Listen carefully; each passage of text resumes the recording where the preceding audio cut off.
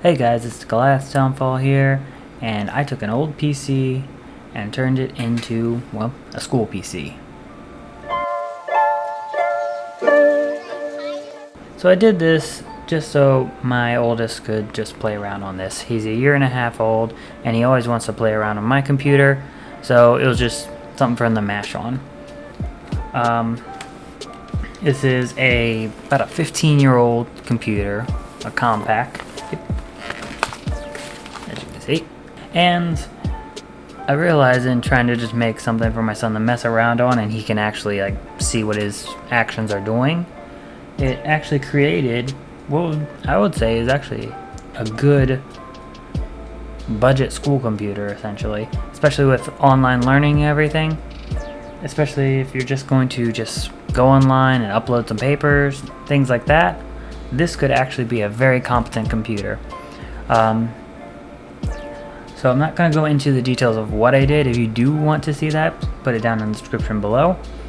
Mostly just going to give my thoughts on what I kind of learned doing this and what you all could look out for if you want to replicate something like this.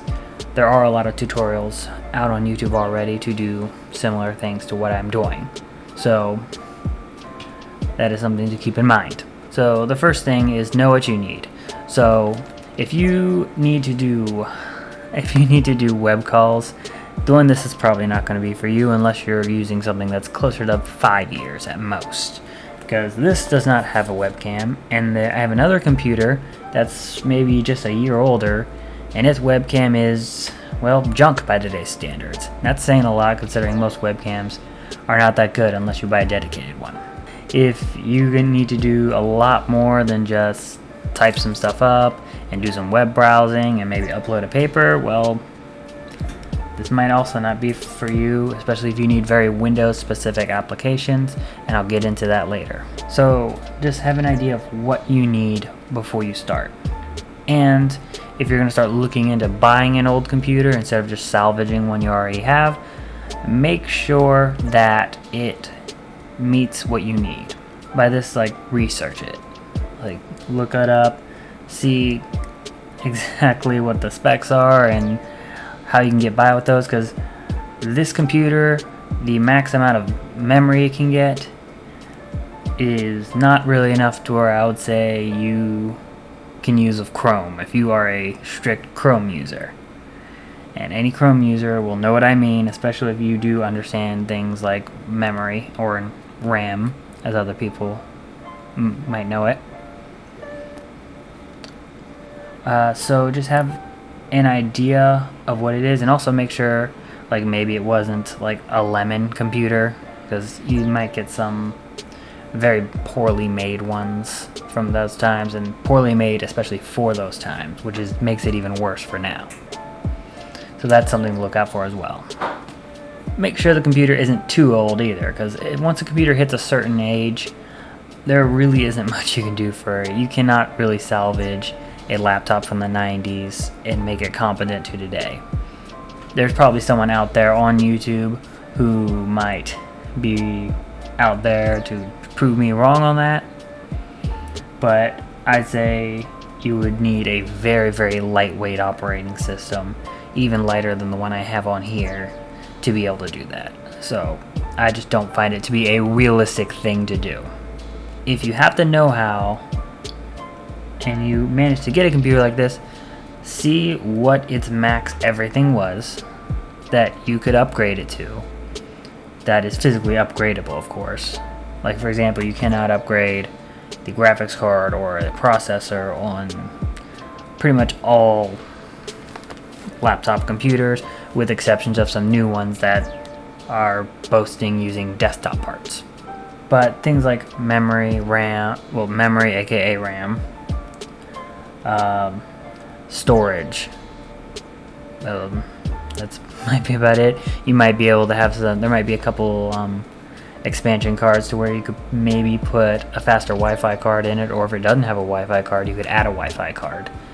But just, if you have that know-how, be willing to tear it apart and do what can be done to it. I would highly recommend battery upgrade, especially if it's old enough, because you notice I have this tethered right now, and that is because the battery is so old that like it does not last long, and it really doesn't even charge more than about 30%.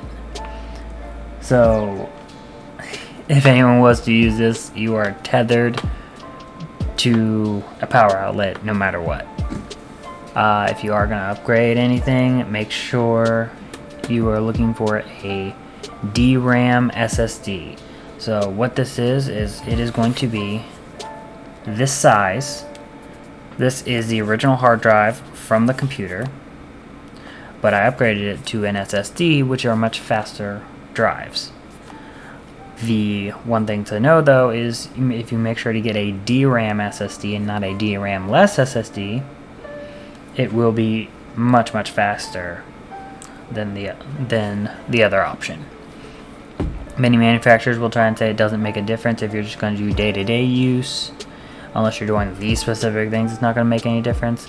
But you look at any big time like YouTuber or tech guru on the internet, you know, any person who has the know-how, they will tell you no, that is not the case. Do not buy DRAM-less SSDs. They're a waste of your money. And you can find a good one that still has a DRAM cache for still under $30. The one I put in here is about $25.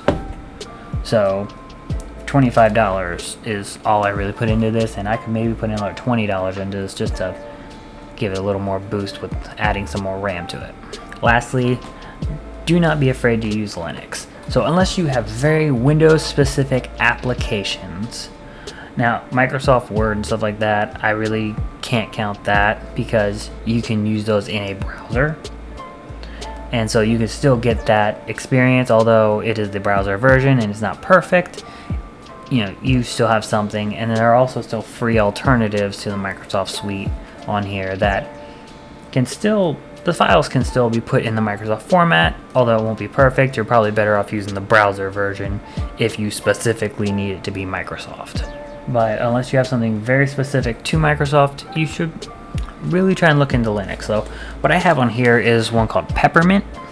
It is a lightweight Linux operating system, and that's the point of it. It is meant to be very light and very speedy, which is great for older computers like this.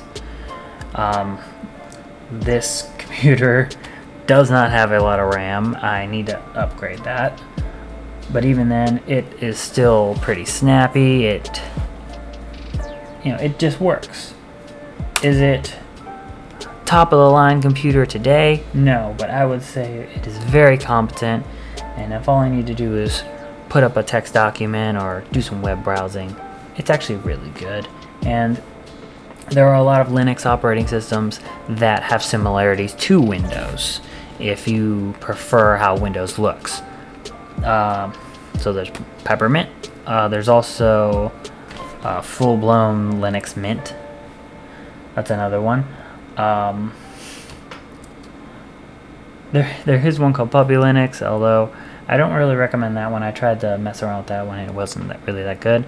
But just do some research on Linux operating systems that are similar to Windows. I'll also put a link down below for just random Linux operating systems, and also ones that are specifically for kids if you have a newer computer that you can do it on, and it'll have very kid-specific applications already added to it, and a lot more features that are geared towards kids.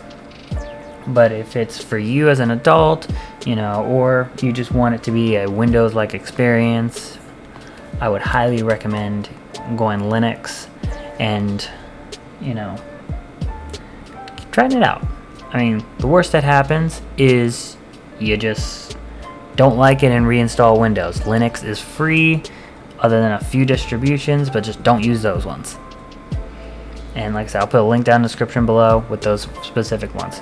So that was just a couple of my thoughts. There's probably a lot more I could talk about, but I don't want to make this video 40 minutes long. Alright? So if you would like to see me go over anything in what I talked about, like upgrading the computer itself or anything like that, Just put it down in the comments below. Give this a like if you liked the video. If you didn't, you can give it a dislike, although that would make me very sad. Don't hurt me like that. And thank you for stopping by. And until next time, have a great day.